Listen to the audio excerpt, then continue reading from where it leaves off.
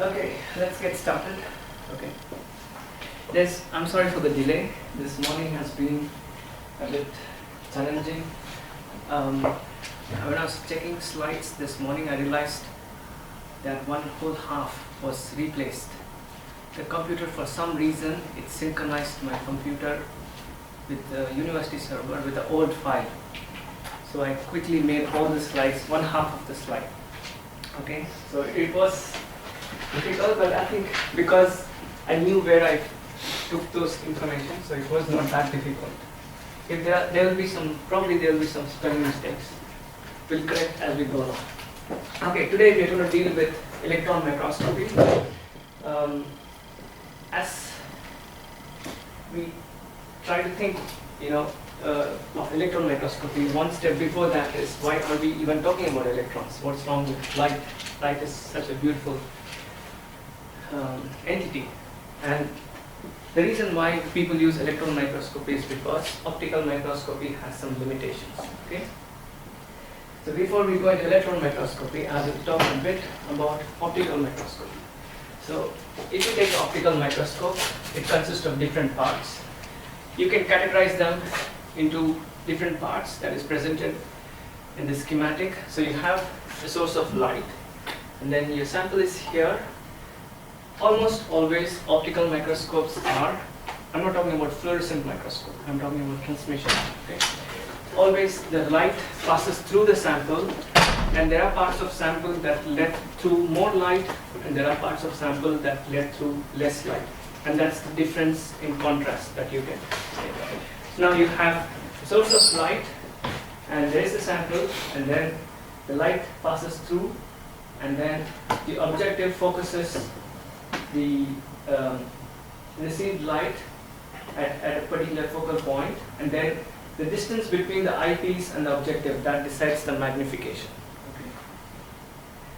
Okay, so now let's go a bit more detail into how light works. Okay, so now let's say we have a source of light, which is a point source, and there's an objective lens. And one thing we need to know before we understand anything is, as the light reaches this point, every point on this objective plane, it acts as a source of wavelet. What I mean is, light, people draw it as, let's say this is a source of light, and you have a slit here. People generally draw light like this. That's one way of presenting. The other way is a spherical wavefront. Okay, and when the wave hits here, this whole region is as,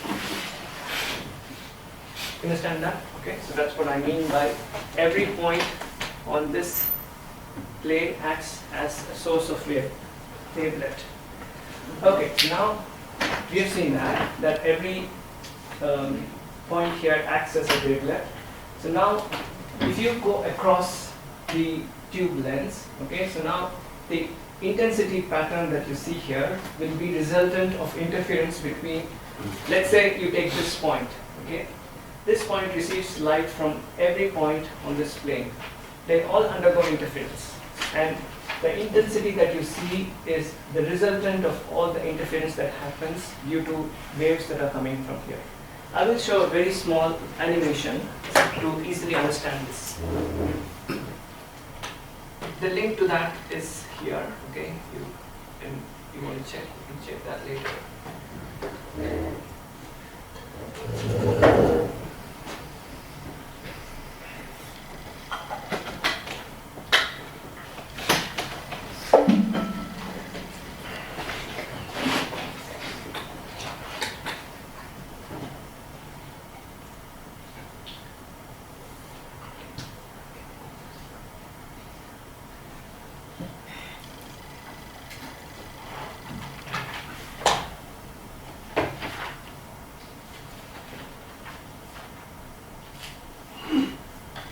So now, if I'll just see here, so that, okay, maybe I can see there. Okay, so now let's consider only 3 points on the objective plane. Okay? So you have, let's say, the central point and the 2 peripheral points, and there are light waves coming from all these points. And let's say you want to measure intensity at this point. Okay, that will be interference due to light reaching from this point, M1, M-1, and M0. And now if these waves are in phase, they will undergo constructive interference, which will be bright. If they undergo destructive interference, they'll cancel each other, they'll be dark. Okay, now what I will do is, I will move this point. Okay, let's say now we are looking at this point. Let's say you want to check intensity here or here. Let's just move this point. Okay, so now if you want to check intensity here, okay, light here is reaching from this point, this point, this point. But then if you see, this light wave has to travel a bit longer distance. Okay, so there's a change in path length. So now what does that mean? So now you have, let's say, light traveling, the frequency. Okay, let's say now if this was the distance at the point A0, okay, but when you move from A0 to A-1, now that point is, according to the length of the wave traveling, it will be somewhere here, let's say. So now if you see, it's out of this phase is different from this phase, the wave. Okay, so now if this point was reaching at A0, it would undergo a different interference when compared to if the light was at this phase. Okay, this diagram simplifies to understand why, because of change in the length, light can undergo either constructive or destructive interference. The reason is because of path length difference. If there is a path length difference, that will introduce a corresponding phase difference. Okay, and since it's going to cycle back and forth, okay, so at every distance it will again come back to the point where it can undergo constructive interference. So that's why you will alternate between bright and dark. So that's why you get a ring. Okay, so that's the logic, and also the angle. Okay, if you see, the central one is the brightest, but the outer rings are not as bright as the central one. That's because of, if the further you go, the waves are meeting at different angles. Even the angle changes the intensity. Okay.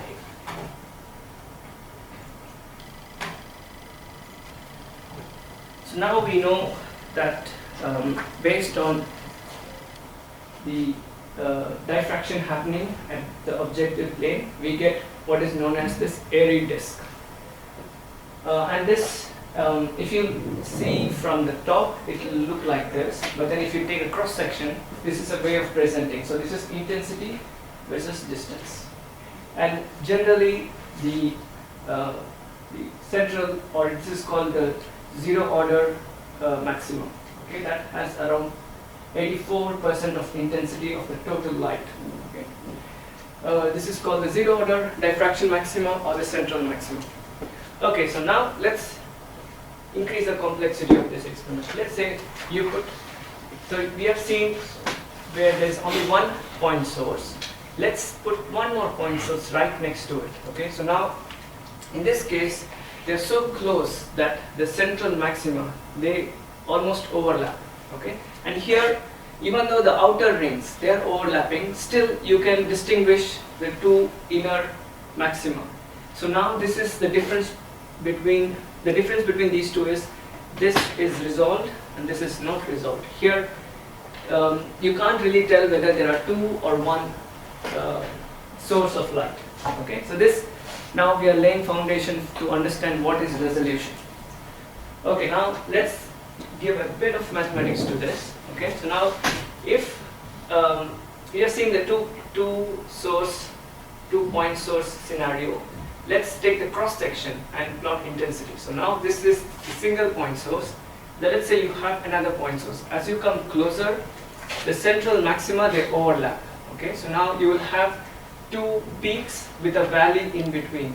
Okay, when can you tell that two points are resolved? You can tell that when this central valley, the intensity of central valley is less than 20% of this. Okay, that means they should be far enough such that this valley should be as low as it can be. Okay. Okay.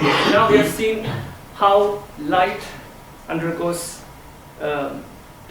formation of this airy disk and what happens when you have 2 point sources close to each other.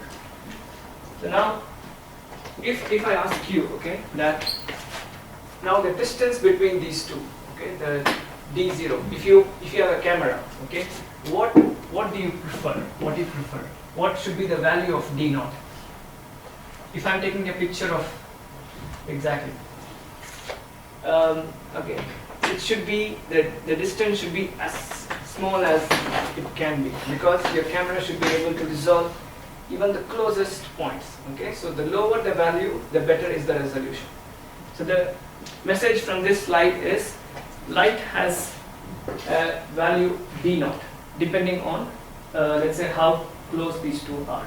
Okay, now let's give some mathematical formula to this. Okay, so now we have seen that the airy disks are formed, and the other parameter is what is known as numerical aperture.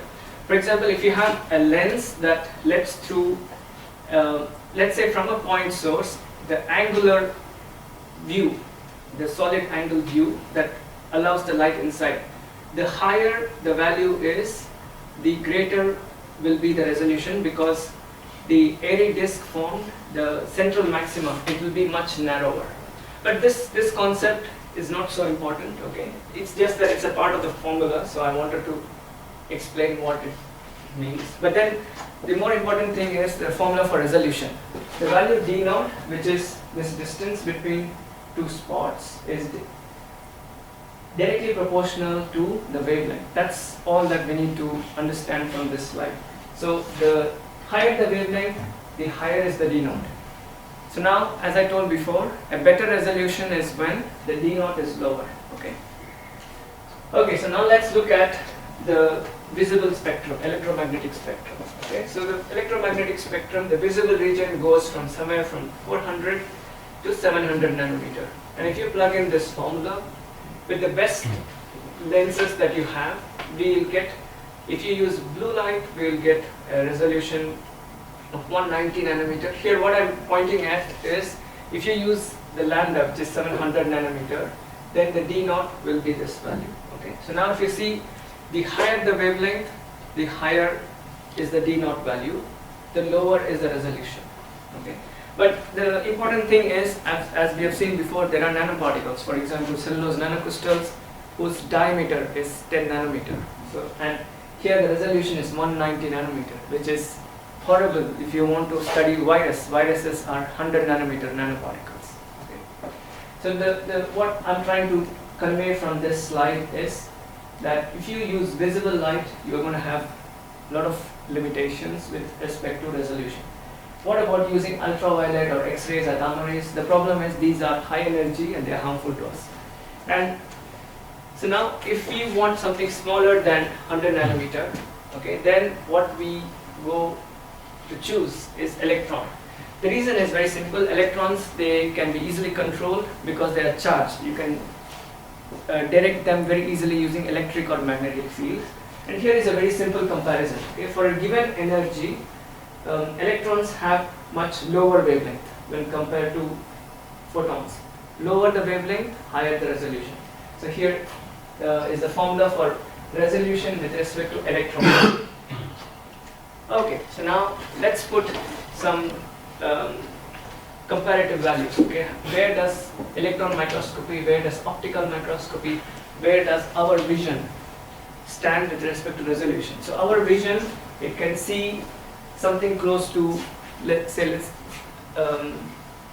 tens of microns, but that's also very difficult to see. I would say 100 micron. Our hair is around 700 microns. Okay, so a bit thinner than hair we can manage to see. Light microscope, it can go till around 200 nanometers, and then both electron microscopes, for example, scanning electron microscope, it can take you till around 10 to 50 nanometers resolution, and then if you take transmission electron microscopy, it will push the limit even further down. Scanning probe microscope, already you have studied one of the scanning probe microscope, that's the AFM. There is also another type of scanning probe microscope called STM. STM can see actually individual atoms, so it's a couple of nanometers or angstroms, the resolution of STM. Okay, now the reason why, I will summarize what I've told till now. The reason why we are looking at electrons is because optical microscopy has a resolution limit of around 200 to 300 nanometers. And the reason why we are able to use electrons is because this scientist, de Broglie, he proposed that every particle that is moving has a wave nature. Even us, if we are moving, we have a wave nature.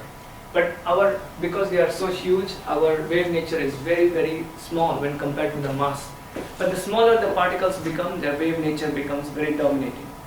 Electrons, for example, you can treat them, you can do experiments and then prove that they are waves. You can do experiments and prove that they are particles. The very fact that electrons undergo diffraction is a proof that they are waves. Okay, so now in case of light, we used heated filaments, but then in the case of electron, we use an anode and a cathode, and the electrons are accelerated using a voltage. It's usually, let's say, 20 to 100 kilovolts. And in the case of light, we used glass or plastic lenses. In this case, in the case of electrons, we'll use electric and magnetic coils to produce fields that will control and direct the electrons to the place where we want it. Now, the electron microscopy is dependent on a couple of processes. One, either the material is emitting electrons, either it is scattering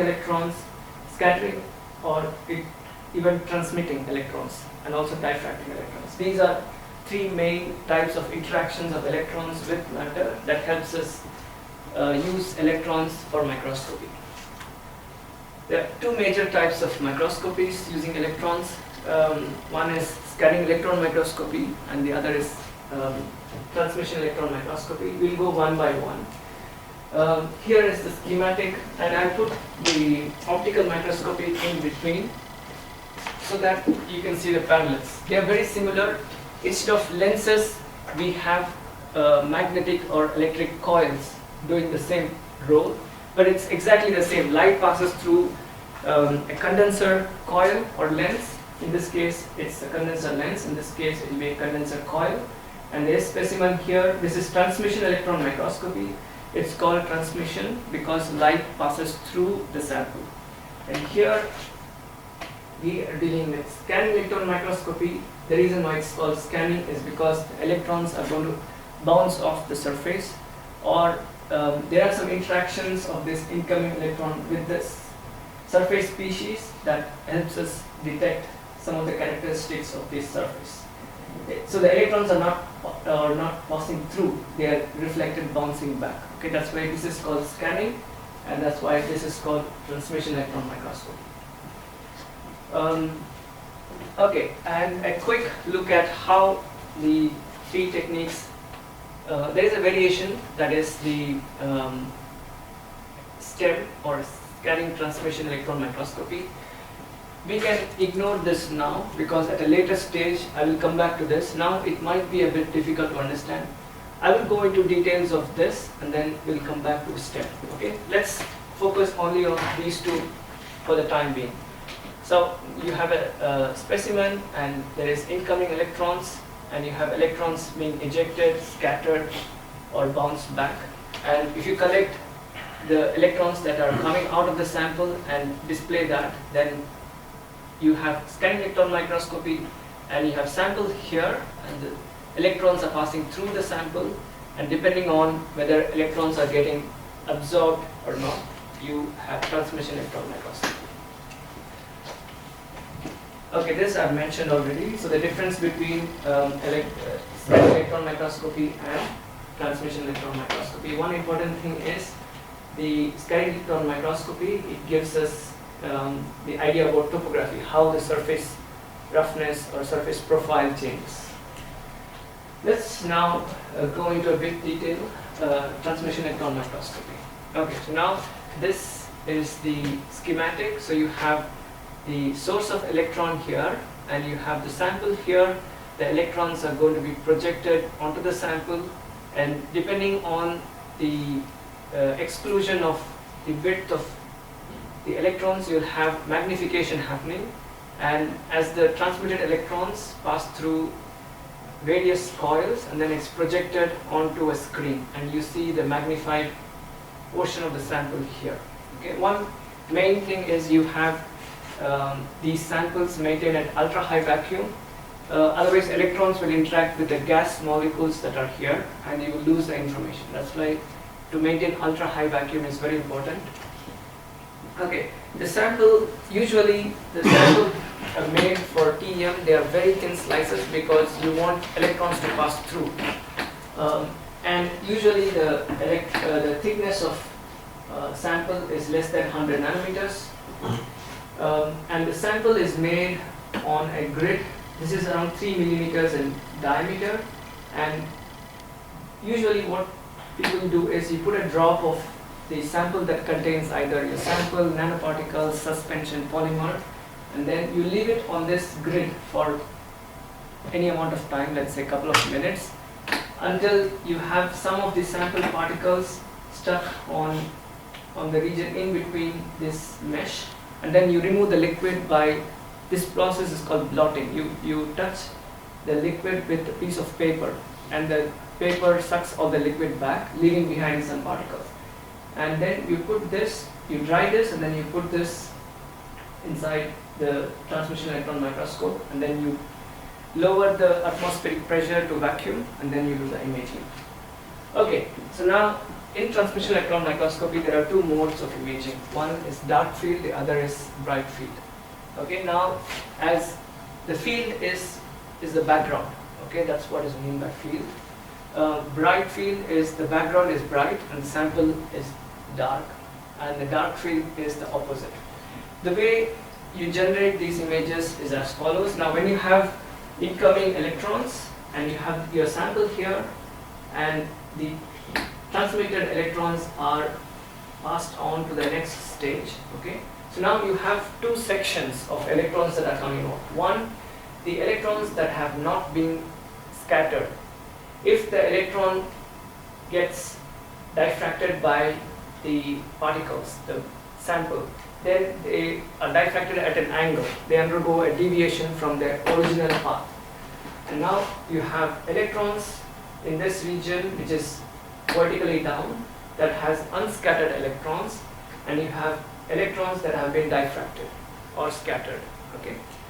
So now bright field is when you image this region. Okay, so now what happens here is you have electrons coming through, and I will just draw this a little bit easier.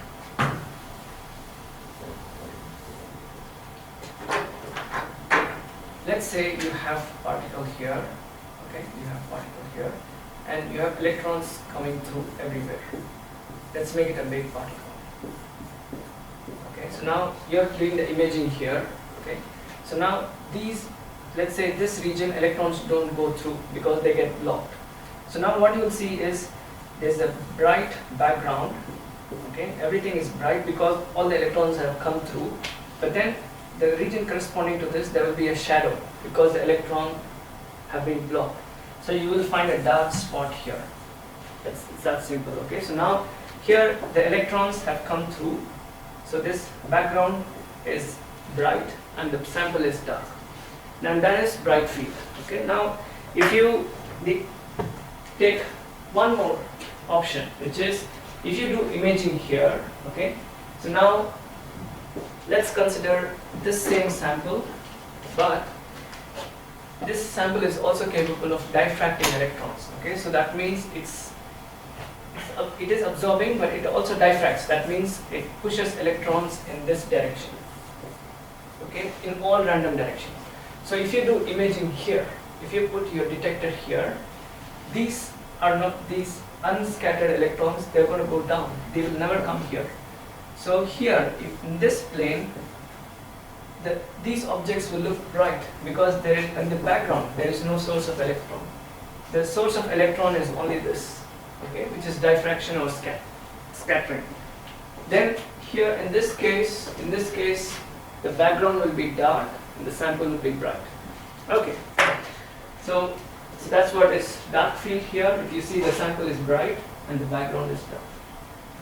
And you can find all sorts of examples in the internet, but this is one that I found. It was very good explaining these two. We need to keep in mind what causes the contrast, okay? Always question yourself in every microscopy technique, every mode that you use, what is the source of contrast? What is bright and which sample looks bright? Whether the sample will increase in the thickness, decrease in thickness, what happens to the brightness? You need to, think about this. Okay, so now you have, I'll go a bit into detail. So you have, if you want to look at bright field image, contrast due to mass thickness, the thicker this object, the more electrons it will block. So the more it will look darker when compared to the background. That's what I mean by contrast. Okay, contrast is the difference between background and the sample. And crystals, they appear black because they block most of the electrons, and this is typical for soft materials or crystals when you want to image them. And here, one thing that we need to see is the imaging slit. So where the aperture is the slit where the electrons are passing through. It's directly in line with the incoming beam of electrons. Okay. Now, if you go to dark field, okay. Now, first thing I want you to notice is in the previous image, this was directly in line. Now you have moved this slightly away, so that you can capture the electrons that are at an angle away from the incoming electrons. So that means you want to choose only the diffracted or scattered electrons. Okay. Okay. So now in this case, the scattering objects or diffracting objects, for example, crystals, they appear white, and the background is dark. Okay, now we have seen effect of diffraction, and now I told you that there is dark field, okay, which is at an angle, bright field, which is directly vertically below. What if you want both of these images to be recorded simultaneously? And that is what is STM going to do. Okay, STM, it has a very versatile detector. It has one detector that can detect the diffracted electrons. You have a dark field which ignores or which avoids the unscattered electrons, and you have a bright field detector which takes into consideration. So in a way, the STEM mode, it gives you all three information simultaneously. That's why this is a very exhaustive technique when it comes to transmission electron microscopy. Okay, so now one other thing is, if you have single crystals, you can detect the crystallographic nature because you have this high annular dark field detector. You don't have to worry too much about this. If you are a crystallographer, then you might have to worry about that. But it is important to keep in mind that there are detectors that can do all bright field, dark field simultaneously. You don't have to shift to choose between one. Okay, so now let's go to sample preparation. So let's say you have a thick sample, the size of wood, let's say wood chips. Then if you want to make samples for transmission electron microscopy, then there are instruments that do that. One of the most common ones is called a microtome. The way it does this, it has a very sharp knife, and it's like scooping ice cream from a frozen block. You just scrape layers of it, but this is a very precise way of doing it. You can control, I think the lowest film that you can cut from a surface is around 5 microns. So it can make layers of 5 micron samples for TEM. And then you take that sample, put it under transmission electron microscope. The other is cryo-TEM. Sometimes in the microtoming, as you can imagine, I don't know if you have cut a cake, the edge of the cake is not as good as the interior of the cake. The process of cutting, it distorts, it compresses some parts of the cake. The same thing applies to your sample. So the edges of the sample, you can't assume that that's exactly the nature of sample inside the sample, because the process of cutting, you're applying pressure and that deforms the sample. And one way to circumvent that is by freezing the sample. Once you freeze the sample, you're not cutting it, but you're breaking it. There's a huge difference between cutting something and breaking it. Okay. So now freezing is a much more robust way of doing sectioning. And if you want to see how your samples look in the inside, then freezing and then making samples make more sense. And here are some examples of samples from wood. This is a cross-section, the radial cross-section, and this is the longitudinal cross-section. Here, each of these lines that you see, they are individual microfibrils. And from this, you can measure the thickness of each of these microfibrils. So the information that you're getting from transmission electron microscopy is the dimensions of particles, the thickness, the height.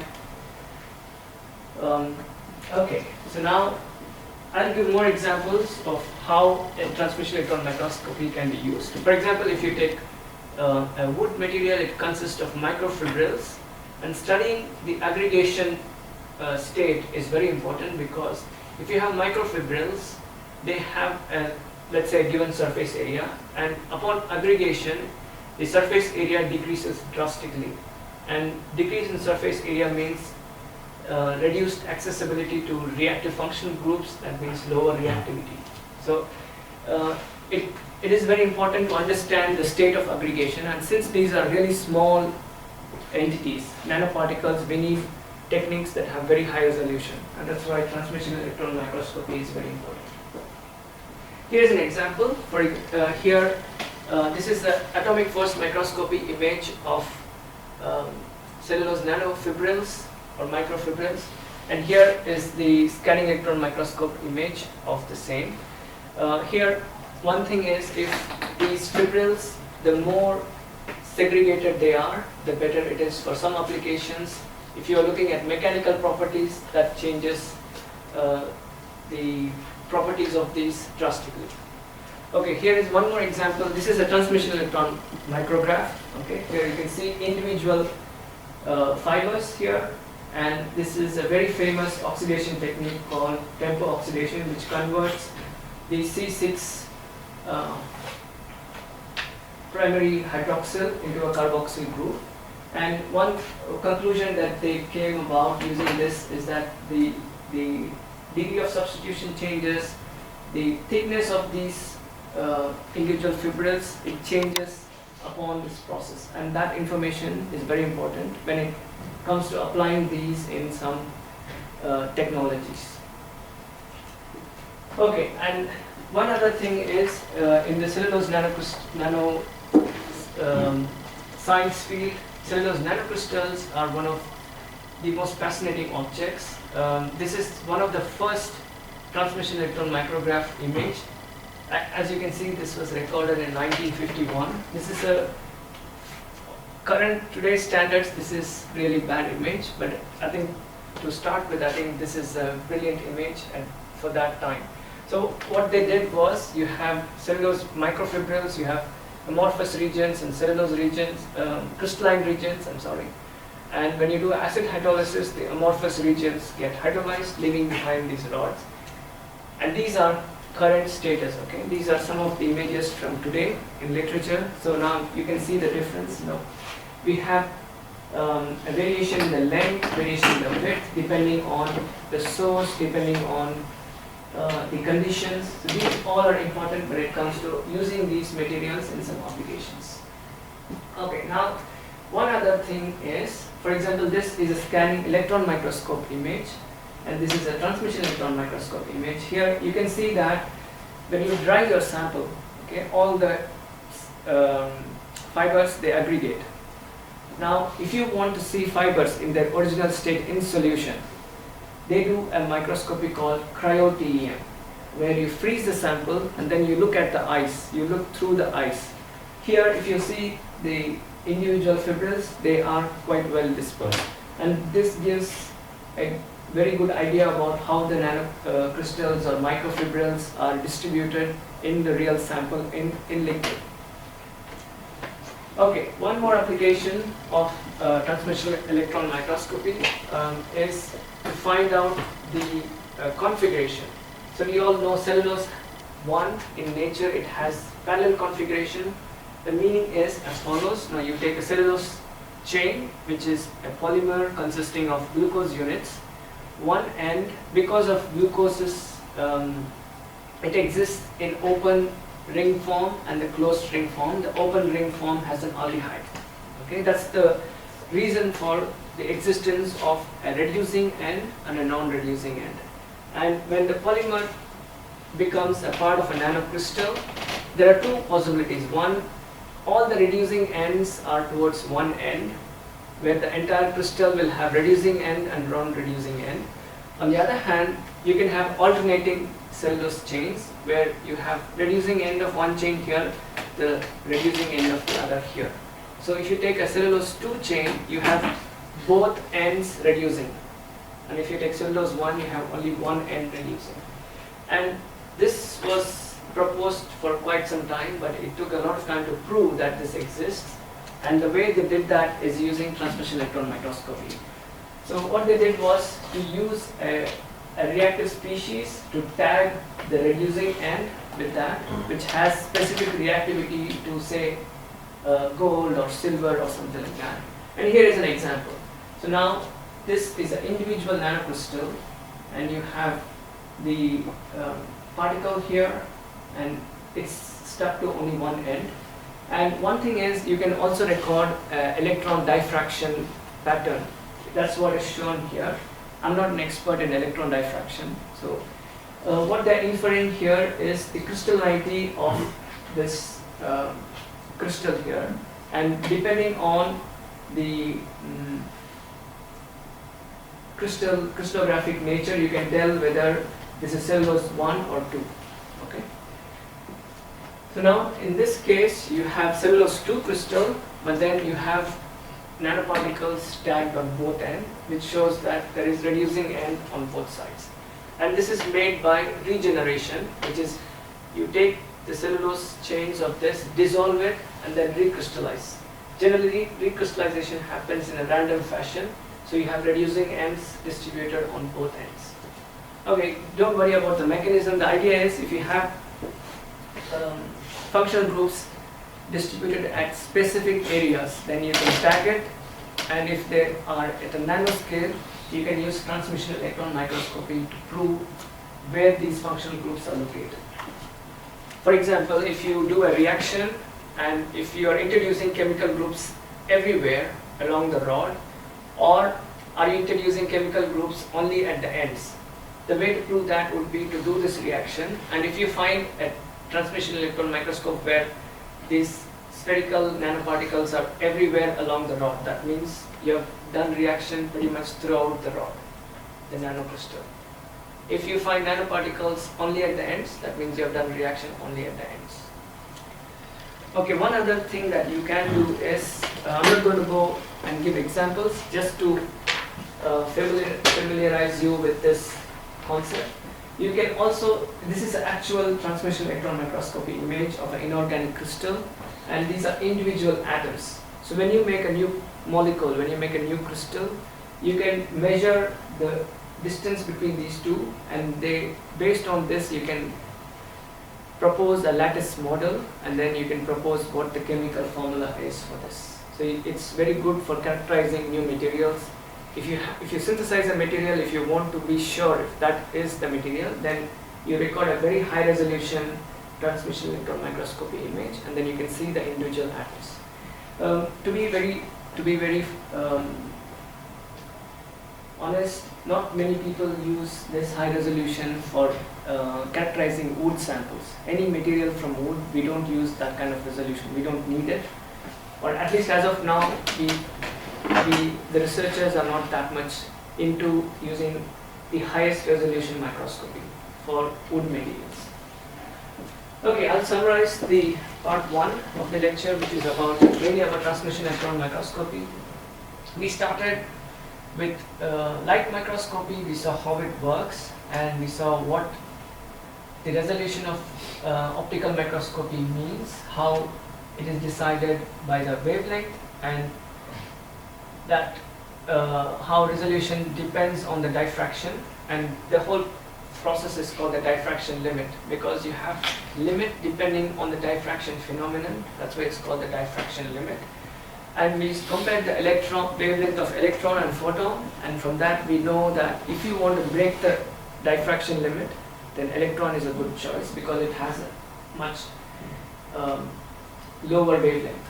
Okay? And then we went to define what is electron microscopy resolution. We placed it in the broad spectrum of resolution. We compared it to our eye, how human eye, what resolution it has, and optical microscopy, and also we saw scanning probe microscopy where the resolution of that is.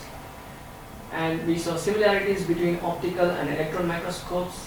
From there on we focused only on transmission electron microscopy. We saw the basic concepts behind transmission electron microscopy, how the sample preparation is done, what kind of sample holder we can use, how the sectioning is done, what is cryo transmission electron microscopy. And then we saw the basis of contrast. We saw the difference between bright and dark field electron microscopy. And we saw some examples, started with wood sections, and then we saw cellulose microfibrils, and we also saw one example where we can distinguish between cellulose 1 and cellulose 2 nanocrystals. Okay, so now we'll have a short break, and then we'll deal with scanning electron microscopy. Maybe I'll start. Maybe Asan can join later. Okay, so now before we start scanning electron microscopy, we'll go a bit into why transmission electron microscopy has some limitations. Okay? The one basic limitation is the samples have to be ultra thin slices, or it has to be from liquid, and then it has to be placed on the grid. Overall, the idea is samples can't be too thick. Scanning electron microscopy, it mainly scans the surface. Electrons don't go through. Okay, so that's the main advantage. Scanning electron microscopy is based on scattering or emission of electrons from the sample. This is the historical background behind. I'm not going to go through that. You guys can read this.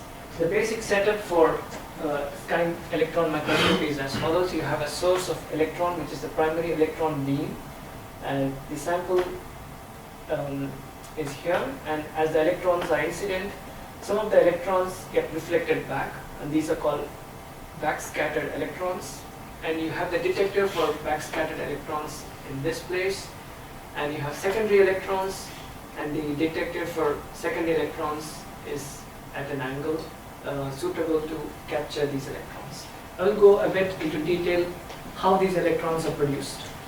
So now you have secondary electrons. The incoming electron, it knocks off electrons, just like how X-rays, you saw X-ray photoelectron spectroscopy, the same mechanism, but then here electrons are removing electrons.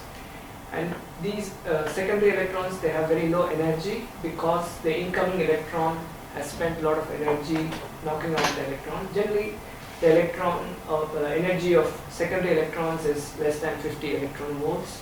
On the other hand, you have the incoming electron, the nucleus, it slingshots the incoming electron and then it throws it back.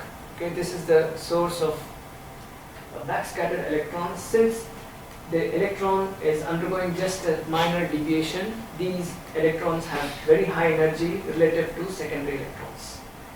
So now, to answer your question, so secondary electrons are from the sample, the backscattered electrons are the electrons that you're sending, which are bounced back. Okay, now we'll look at a concept called volume interaction, which means how much of the volume of the sample. Okay, so now this region is a sample and you're sending electrons through. What happens as a function of depth? There are only two main regions that we need to consider. The remaining other places are not directly related to us. For example, X-rays, we saw in the previous lectures where X-rays are analyzed. For example, in this case, the main region is the secondary electron region, which is from 5 to 100 nanometer region. Okay, and then you have backscattered electrons, which is from 100 to around 5 micrometer. Okay, so these are the two main regions where secondary electrons come from and the backscattered electrons come from. So now, if you see the location of these two electrons, if you get an image based on secondary electrons, it's located right next to the immediate surface. So if you construct an image based on secondary electrons, it will be a direct representation of the surface profile. Okay. On the other hand, if you take the inelastically scattered electrons, for example, if this is a point source, for this much region, you have electrons coming from a much higher volume. So if you construct the image from this backscattered electrons, it won't be a direct representation of this region. Okay. So now if you construct the image, it won't give that much information about the surface topography. If you want surface topography, you have to go for secondary electrons. Now scattering is, the heavier the atom, the better is the scattering. Okay, so now if your sample has lots of heavy atoms, then you'll get a lot more backscattering. So your backscattering image tells you and gives you an idea about what kind of elements are present on your surface. I will elaborate on this as I go along. Okay, so now let's focus on secondary electrons to start with. As I told you, these are electrons that are coming from the top 100 nanometers, and these are from the electrons being knocked out from the atoms of the surface. Now, secondary electron mode is one of the most popular modes when it comes to scanning electron microscopy, and these are released from the first few tens of nanometers. Like I said, these are coming from the top layers of the surface, so it's a surface sensitive mode, and the image formed using secondary electrons, they give an idea of how the surface topography or morphology is changing along the surface. And here, one thing that we need to understand is how is contrast generated. Okay, contrast is generated based on whether the regions that are emitting, whether they are closer to the detector capable of emitting more electrons. This point will become clearer in the next slide. Okay, so now it is a three-dimensional technique. Okay, it gives you a three-dimensional image, but the image is not quantitative. It's mainly a two-dimensional image, but it does have a three-dimensional information, semi-three-dimensional information. Okay, now the backscattered electrons, you have the primary electrons are scattered back from the sample, reflected back from the sample. And as I told before, the heavier elements scatter better, so they will appear brighter. Okay? And as I told before, in the case of secondary electrons, you have a very good surface sensitivity, so you get a lot more topographical information. On the other hand, the backscattered electrons, the area from which they come is much larger than the area from which the secondary electrons come. Okay, so this is back to the first slide where you had the airy ring pattern. So the smaller the area from which the electrons come, the better is the resolution. Okay, so now here is the logic behind how contrast is generated using secondary electrons. As I mentioned, secondary electrons are from the top 100 nanometers. Let's consider two profiles, two areas of the surface. One is a hill and one is a flat area. So now, if in this region, the electrons, the volume interaction, we know the electrons travel into the region in this fashion, and the secondary electrons are generated, emitted, and these secondary electrons, as always, they come out. In this case, the secondary electrons are buried deeper inside, but on the other hand, the secondary electrons at the edge, they don't have to travel this much distance. They have much lower distance to travel. So this is called the edge effect, where at the edge you have more secondary electrons coming out of the surface. So now if you put a detector here,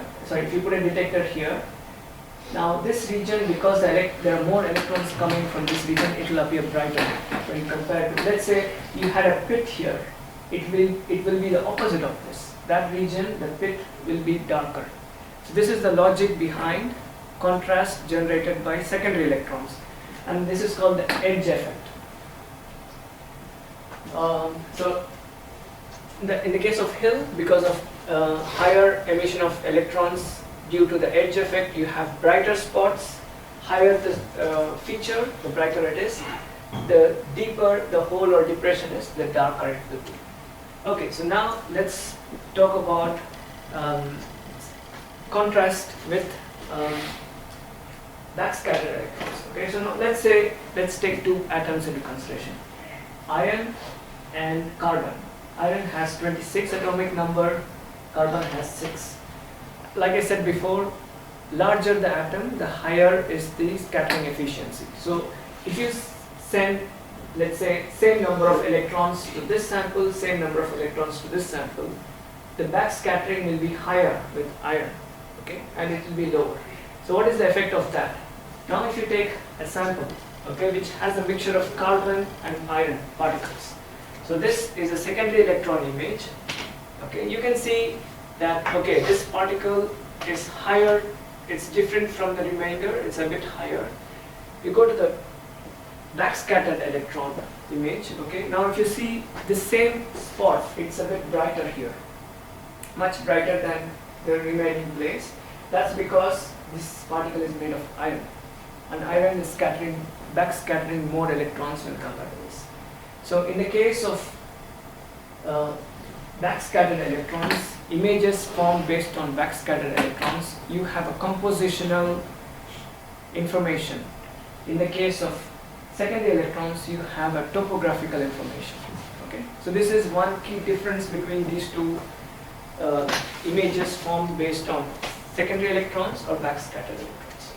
And I'll give more examples. Okay, and here I want you all to think for a while. Okay, I'm presenting you two images. Okay, so now you have the secondary electron image. Here you can see for example, this object is higher than this region, that you can tell obviously. But then if you take the backscattered electron image, you can see that there are three parts. Okay, so one is the medium bright spot, which is the entire sample, I would say. And then you have this dark regions, okay, and then you have bright regions. I want you all to tell one by one. So now the atomic number of at least one of these elements, you should be able to guess the order of atomic number of at least one of the elements in these three regions. Now can you tell which of this has the highest atomic number? So now you have three regions, okay. Which one of these has highest atomic number? Is it backscattered? Sorry? Is it backscattered? Yeah. So it says BSE. BSE stands for So back. it should be bright. Yes. So the bright will have the highest atomic number, followed by the medium. The dark one has. It doesn't tell you.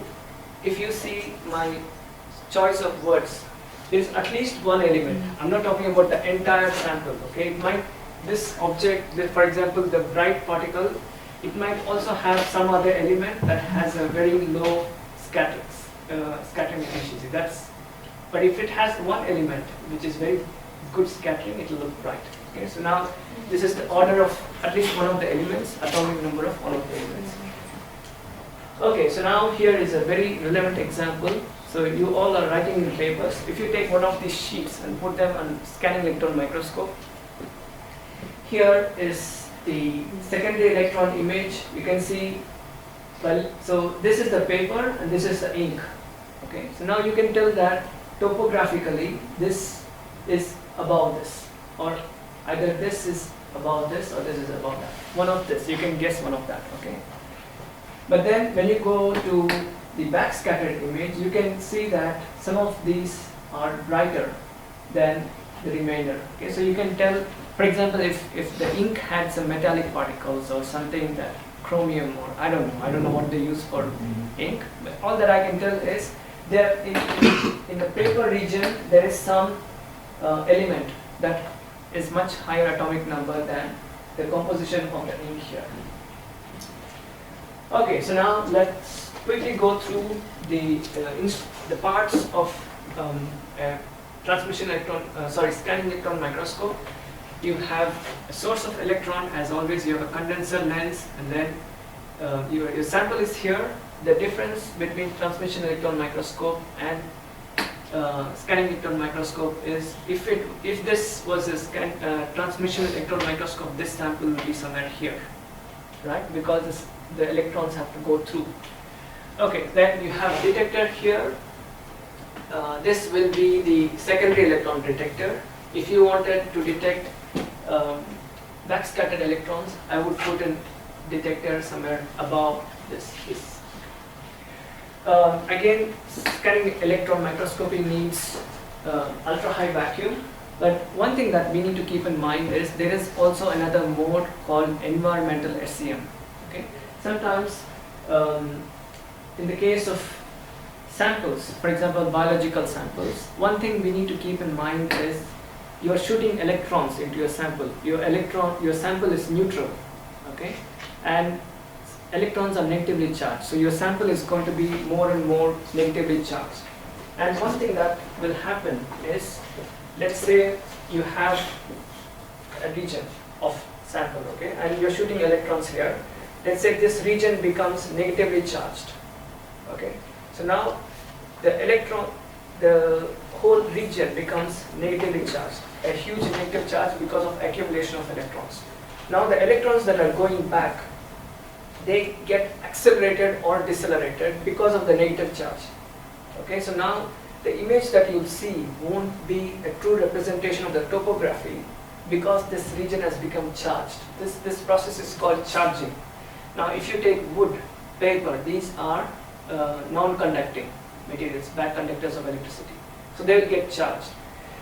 What usually people do is, if you take biological samples that are not conducting, they coat it with a thin layer of gold or platinum or some metal, so that the electrons that are accumulating, they get discharged, they get conducted to different regions, they don't accumulate. So now that's what is shown here, that you have sample preparation involving, if you have samples that are conducting, you can directly go to scanning electron microscope, or if your samples are biological, if they're not conducting, then you coat it with gold or platinum. The other option, what I was talking about, is the environmental SEM, where this whole sample is inside a chamber, okay, and is high vacuum, very high vacuum, which means very low pressure. And because of low pressure, you don't have any discharge of electrons. But if there are some water vapor molecules in this medium, the electrons can be picked up by this water vapor molecules. Okay, so there is some discharge, and this is called environmental SEM, where the pressure in the vacuum chamber is not as low as in the ultra high vacuum. You have some inert gas inside the chamber. Most commonly it's water vapor. So in that way you can image biological samples without coating it with gold. The reason why this is important is because there are situations where you want to see the actual sample. You don't want it to be coated with anything. Okay, so it's basically at the end how well your sample is charging and how much information do you want, what kind of information you're looking for. If, for example, if you coat it with gold, one obvious thing is, what is the obvious loss of information? So let's say you coat it with gold and then you record a backscattered electron image. Will it be of any use? You have coated, you have destroyed the contrast. So only topography is useful after you coat it with gold. So you see the difference why sometimes environmental SEM becomes important if you want to distinguish regions which have different elements. Okay. Okay, there are also other ways of preparing samples. You can dry using simple oven, okay, and you can also freeze dry. You can use critical point drying. So critical point drying is where usually when you dry, you have you have liquid, and then it goes into vapor. So there is an equilibrium phase, okay. But then in the case of critical point drying, you remove the surface tension limitation. You directly take the liquid and then you convert it into gas without any equilibrium. Okay. For example, carbon dioxide, supercritical carbon dioxide is one way of doing it. Here are some images. For example, wood. You can get a lot of information about how things are distributed. Okay. These are just examples to draw your attention to how SEM is used. For example, here you can measure the distance between these two, okay, and you can measure the diameter of these pores, so you can get a lot of valuable information. And then here I'm showing some image of cellulose nanofibrils, and here you can see how many fibrils are in per unit area. You can see how they are cross-linked, networked, and you can predict the width of each of these fibrils, the average width. And okay, I want you to observe something. For example, this region, okay, this region is not focused, but then this region is focused, and so you can also see that this region is a bit higher, topographically higher. But if this was an AFM image, okay, you will be able to draw a line and get the height of this. But in an SEM image, you can't measure height. All that you can measure is the width. For example, this one, you can measure the width. So SEM gives a dimensional information and two-dimensional information. You can measure the width, you can measure the length. And you can also do cross-sectional analysis. You take objects and then you section it, and then you see what is at the intersection. Okay. So here are some examples, and here you can see cellulose nanocrystals coated with a cationic polyelectrolyte. And for example, here they are showing a composite material made using two materials. One is clay and a cationic polymer, and then they made multi-layers. And then they filtered it and then dried it. When you dry it, you get this film with layers of it. And then they are presenting here different magnification images. Here if you see, the scale bar is 1 micron, and you can see the different layers. Okay. So here, for example, if you want to find out per 1 micron how many of these layers are there, that is the information that you can get. Okay. If you make the clay particle thicker, then the number of layers per unit length will decrease. So maybe that will change the properties. So this is one example, one other example where we can from the topographical and dimensional features of this composite material, you can change the properties of the material. Okay, now we'll come to one closely related technique, which is very similar to XPS. Okay, it is XPS, but then the source of energy, instead of in XPS it was X-rays, in this case it will be electrons. So you have X-rays, electrons coming in, they knock out electrons, exactly the same way. But then once the electron is knocked out, some other electron from outside, if you see, this electron is trying to fill in the gap, and when that jumps back, the energy difference between this shell and this shell, it's emitted as an X-ray. And that X-ray energy that is emitted, it is very specific to this atom. So this is again similar to XPS. In XPS, X-rays produced electrons. Here it's the other way around. Okay, electrons are producing X-rays. So you need to analyze X-ray energy, and then you can predict what are the what are the atoms, elements present in the sample.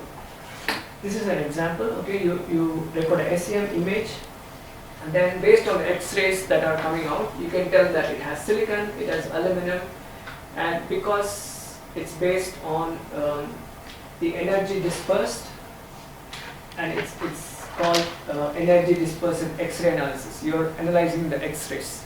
But in the case of XPS, you're analyzing the electrons. That's why it's called electron spectroscopy. Okay, so now SEM accompanied with EDX. One obvious thing is you can't coat these samples with gold. Okay, so you have to do measurements in its pure form. Samples can't be coated with anything. And we can choose, in this case, we can also get, one beautiful thing is, as a function of, for example, each pixel, for each pixel you can record the spectrum, and then based on this intensity, you can reconstruct this image as a function of composition of calcium. Let's say you want to measure the concentration of calcium as a function of the area. So now you record the spectrum for every pixel for a small area, and then you reconstruct the whole image. Then what you can get is a function, as a function of area, you can get concentration of calcium across the entire scene. Now we'll compare SEM and TEM. Okay, in SEM you got the topographical information, you got the morphology, but if you want to look what is beyond this, what is inside this, then you can go for TEM. You can get arrangement of supramolecules, and one obvious thing is TEM has much higher resolution than SEM.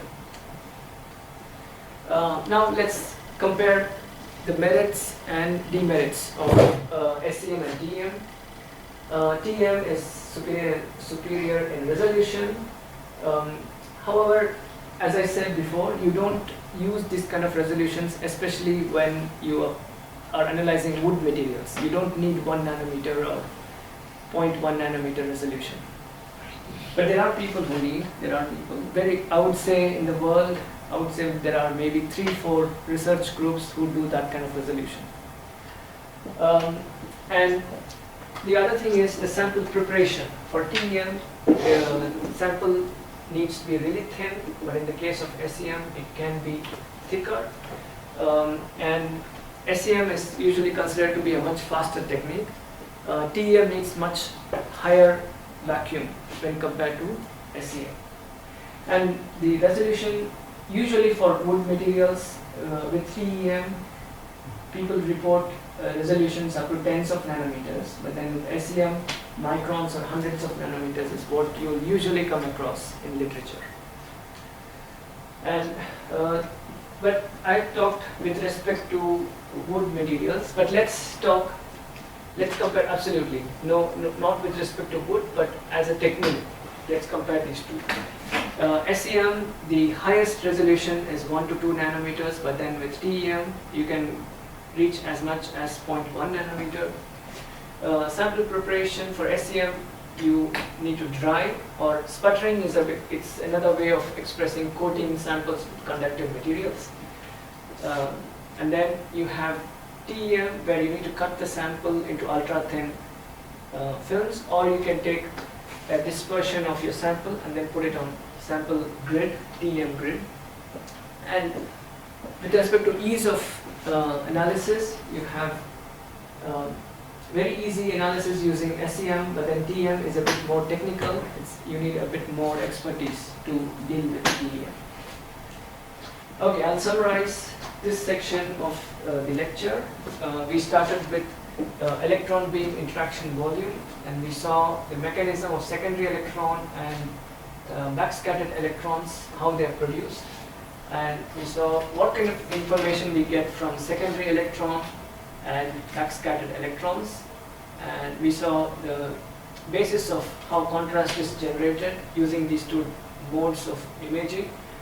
And we saw examples where we compared backscattering electron-based image with that of a secondary electron generated image. And we also saw some of examples where scanning electron microscopy was used to study wood materials. We had a very quick introduction to SEM with EDX, energy dispersive X-ray analysis, and then we ended with comparing scanning electron microscopy with transmission electron microscopy. We studied resolution, limitations, how easy it is to use these techniques.